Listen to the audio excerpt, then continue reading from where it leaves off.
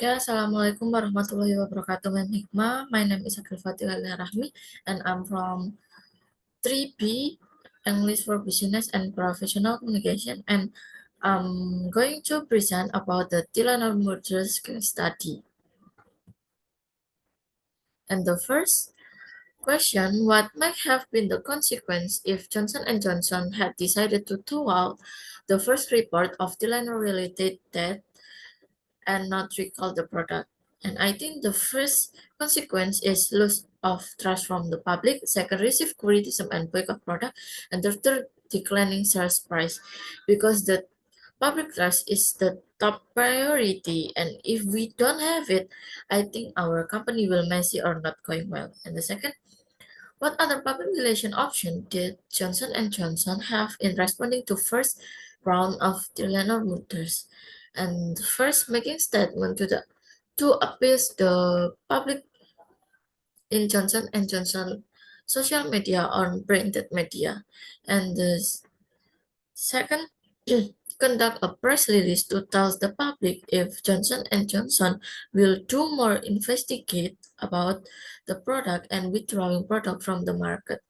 And the third, do you think the company made a wise decision by reintroducing extra strength Tylenol?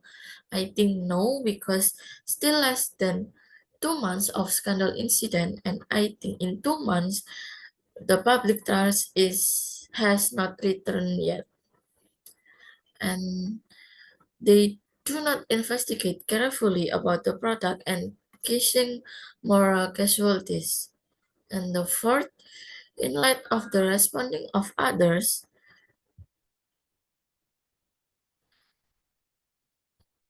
in light in light of the response of others companies not to move precipitously when face a crisis, do you think Johnson & Johnson should have acted so quickly to remove the Tylenol product when the second round of Tylenol murders occurred in 1986?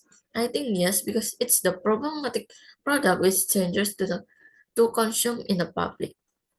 And the fifth, what's what specific lesson can be derived from the way in which Johnson & Johnson handle the public relation aspect of these tragedies? And the first, the right ways to collaborate with media to calm the society. The next, they not transparent about the process to the public. And the sixth, what was the media environment when the Tilana crisis occurred, and how might the result have different if the crisis occurred today? And at the time, print media is more functional than social media, and communication media was not as sophisticated as it now, and information dissemination was not as fast as now. So the crisis was a little easier to deal with at that time. And B, maybe Johnson & Johnson will receive boycott action from the society because it makes sense with violation harm. And the last, see what see what information Johnson & Johnson offer for its customer on the Tylenol website in www.tylenol.com. Follow the links to the care cards, house calls, and fact section. How this this section demonstrates Johnson & Johnson concern for customer, and how do you think Johnson & Johnson would use this website to communicate with the public if new health new health scarce surface? And A, they create a website to accommodate customer all about Tylenol and provide the buying section. I think it can reduce the customer concern. And B, in that website, any contact us section, and it the company's way to communicate with their customer.